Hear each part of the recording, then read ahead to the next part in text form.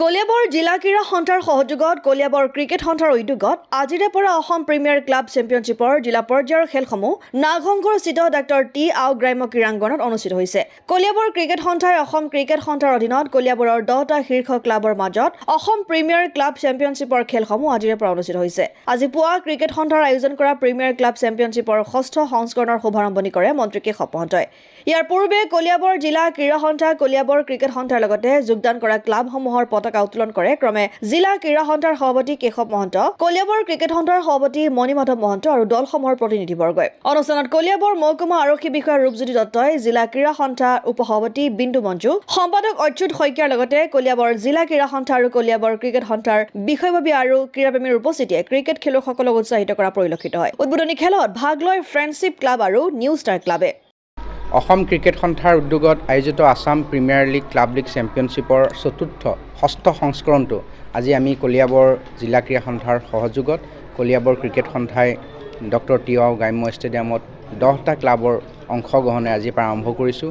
আমাৰ প্ৰায় 300ৰো অধিক খেলুৱৈয়ে অসম ক্ৰিকেট সন্থাত পঞ্জীয়ন কৰিছে। এই খেলুৱৈসমূহৰ মাজৰ পৰা আমি যাতে ৰাজ্যিক পৰ্যায়ত স্থান পাব পাৰোঁ তাৰ কাৰণে আমি প্ৰচেষ্টা অব্যাহত ৰাখিছোঁ।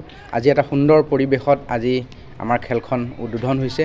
আমি আশা কৰিম যাতে আমাৰ গ্ৰাম্যাঞ্চলত সোমাই থকা ক্ৰিকেটৰ যিবিলাক প্ৰতিভা, সেই প্ৰতিভাসমূহ আমাৰ ক্লাবসমূহে এই মঞ্চখনলৈ লৈ আহিব। ইয়াৰ জৰিয়তে তেওঁলোকে অনাগত দিনত আমাৰ কলিয়াবৰৰ লগতে অসমৰ গৌৰৱ কঢ়িয়াই আনিব পাৰিব বুলি আশা প্ৰকাশ কৰিছোঁ। আচলতে এনেকুৱা খেল ধেমালিয়ে যি এতিয়া উঠি অহা প্ৰজন্মই ড্ৰাগছৰ ওপৰত আসক্ত হৈছে, আপোনালোকে নাভাবেনে এনেকুৱা খেল ধেমালিয়ে কিছু?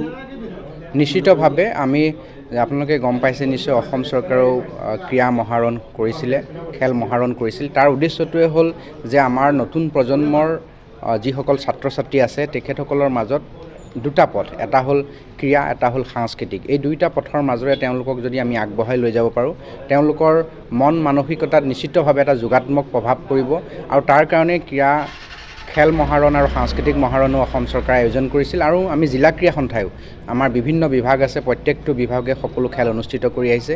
আমি আশা কৰিম যাতে আমাৰ নতুন প্ৰজন্মই খেলত অংশগ্ৰহণ কৰক, খেলত মন জয় কৰক আৰু খেলৰ জৰিয়তে নিজৰ সুস্বাস্থ্যৰ লগতে নিজৰ ভৱিষ্যত গঢ়িবলৈ আগবাঢ়ি আহক। কলিয়াবৰৰ পৰা পাৰ্থপ্ৰতিম হাজৰিকাৰ ৰিপৰ্ট, অসম আদিত্য।